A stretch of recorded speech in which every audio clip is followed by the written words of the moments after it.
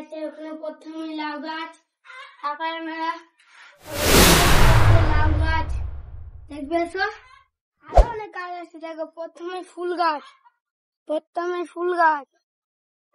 Photo walker.